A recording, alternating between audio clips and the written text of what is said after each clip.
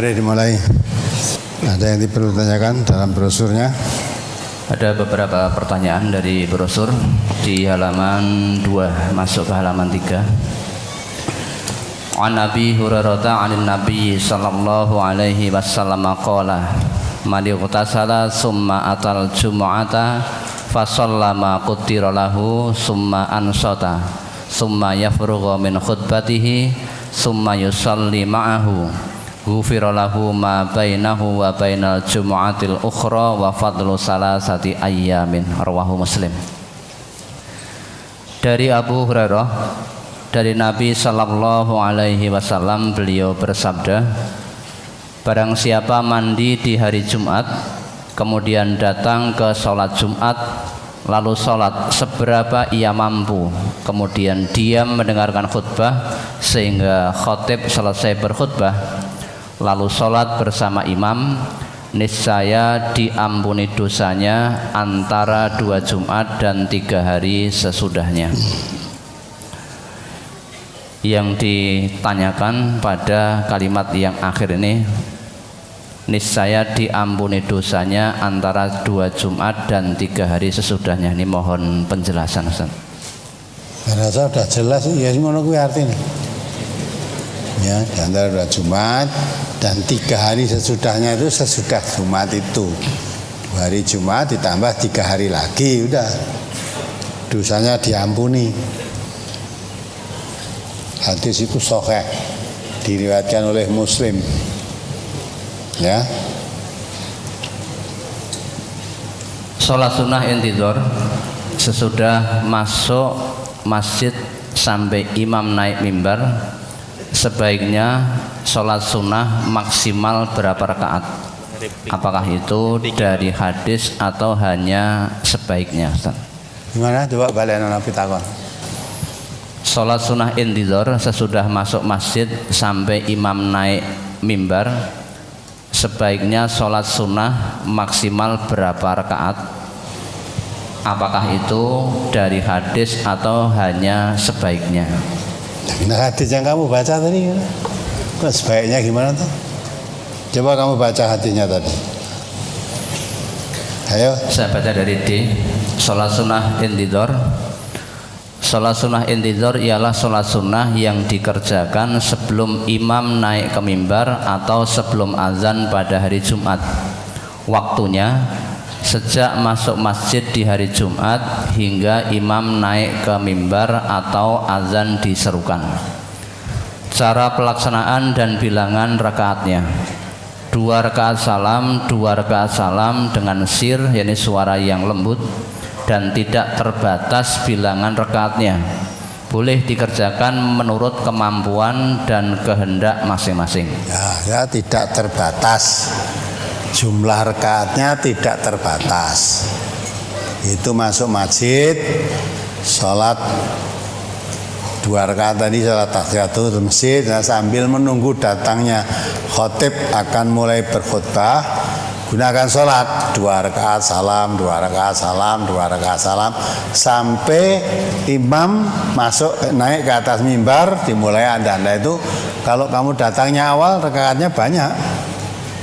Ya, kalau kamu datangnya sudah mendekati imamnya masuk, ya dapat rakaatnya sedikit. Maka tidak ditentukan berapa rakaat untuk dilakukan salat intidhar itu. Terus An Abi Hurairah 'anil Nabi sallallahu alaihi wasallam qala man ightasala summa atal jumu'ata fa shallama qudira lahu summa ansata hatta yafrugha min khutbatihi summa yusalli ma'ahu ghufira lahu ma bainahu wa bainal jumu'atil ukhra wa fadlu salasati ayyam. Dari Abu Hurairah, dari Nabi sallallahu alaihi wasallam, beliau bersabda, barang siapa mandi di hari Jumat kemudian datang ke sholat Jumat lalu sholat seberapa ia mampu, kemudian diam mendengarkan khutbah sehingga khatib selesai berkhutbah, lalu sholat bersama imam, niscaya diampuni dosanya antara 2 Jumat dan 3 hari sesudahnya. ya, sudah jelas kan? Terus pertanyaanmu tadi bagaimana? Coba baca pertanyaannya tadi. Sholat sunnah intidhar sesudah masuk masjid sampai imam naik mimbar, sebaiknya sholat sunnah maksimal berapa rakaat? Nah, tidak ditentukan jawabnya kan, rakaatnya tidak ditentukan, hanya ditentukan batas waktunya. Batas waktunya sampai imam naik ke mimbar, terus mulai adzan, imamnya salam terus adzan, nah itu sudah mandek, tidak boleh sholat intidhar. Maka jumlah rakaatnya tidak dibatasi, tidak ditentukan, yang ditentukan waktunya sampai imam naik ke mimbar. Terus pertanyaan berikutnya, tadi ya terus apakah itu dari hadis atau hanya sebaiknya? Nah, hadis yang baru saja dibaca tadi ya, hadis yang baru saja dibaca tadi kok sebaiknya, ya memang kalau itu hadis di tengah itu sebaiknya dikerjakan. Tidak dikerjakan tidak apa-apa, sholat selain sholat wajib itu sunnah semua ya. Dah, apalagi begitu pula pada sholat ba'diyah Jumat, apabila di masjid sudah sholat 2 rakaat, apakah nanti di rumah sholat lagi 2 rakaat, Ustaz? Nah, aja gawe dhewe. Kalau kamu mau sholat ba'diyah Jum'ah, kalau dilaksanakan di masjid berapa? 4 rakaat, 2 rakaat salam, 2 rakaat salam. Tapi kalau kamu tidak akan lakukan di masjid, mau dilakukan di rumah, cukup 2 rakaat. Aja diutak-atik, wis jelas tuntunane Rasulullah, wis jelas. Ya, habis sholat Jumat langsung pulang, ya, berzikir-zikir pulang, nanti sholat tahiyatul awal, sholat ba'da Jumatnya di rumah 2 rakaat. Tapi kalau mau dilakukan di masjid sesudah sholat Jumat tadi 4 rakaat. Pelaksanaannya 2 rakaat salam, 2 rakaat salam. Sudah apa yang dituntunnya Nabi sudah jelas, rasa diutak-atik.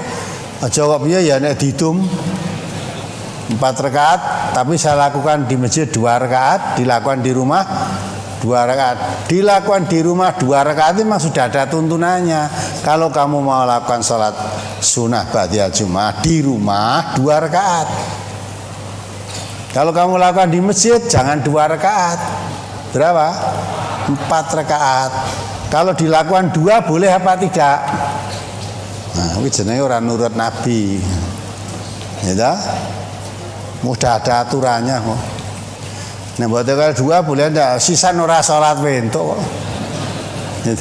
Tapi kalau mau salat mengikuti sunnah Nabi, kalau dilakukan di masjid 4 rakaat. 2 rakaat salam, 2 rakaat salam. Kalau kamu ingin lakukan di rumah cukup 2 rakaat. Kalau tidak ingin melakukan ya tidak apa-apa gitu.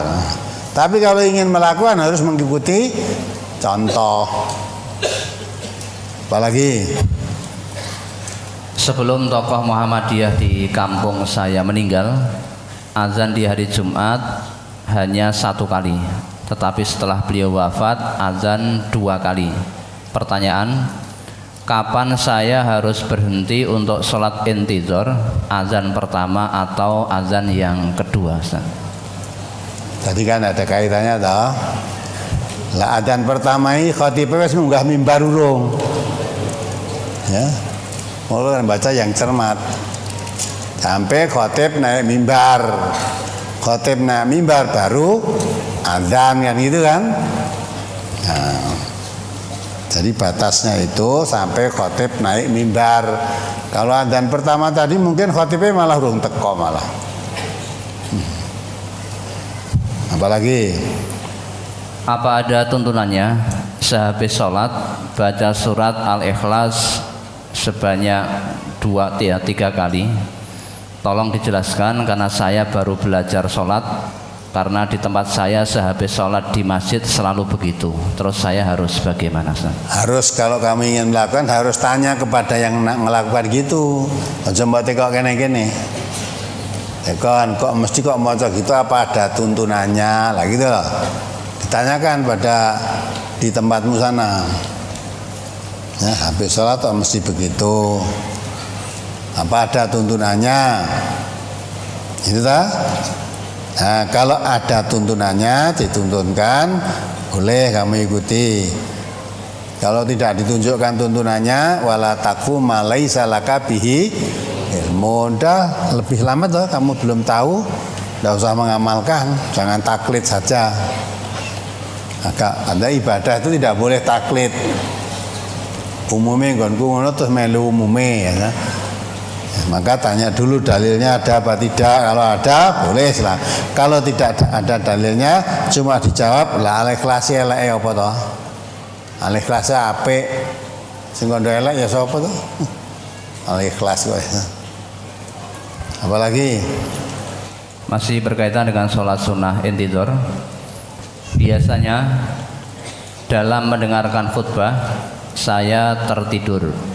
Apakah juga mendapatkan ampunan dosa-dosa saya seperti yang diterangkan pada hadis tersebut? Nah, kamu tidur itu kok isinya khutbah apa ndak tahu kamu. Ya, hati-hati gunakan. Kamu sholat intidor, setelah sholat intidor, imamnya naik mimbar khutbah, kamu mendengarkan khutbah. Terus nanti sholat jamaah bersama imamnya. Mendengarkan bukan tidur. Nah, kalau kamu tidur apa ya dapat seperti yang telah hadis tadi. Lah kok syaratmu kurang itu. Syaratnya mendengarkan khutbah lah kamu tidur. Nanti komatnya anda tidak digugah ora tangi. Ya, apalagi. Jadi kalau memang ingin mendapatkan seperti yang ada hadis itu, syarat-syarat seperti yang diterangkan dalam hadis itu dipenuhi. Ya, dipenuhi syarat-syaratnya, termasuk mendengarkan khutbah. Bukan wis kowe khutbah aku tak turu, bukan gitu.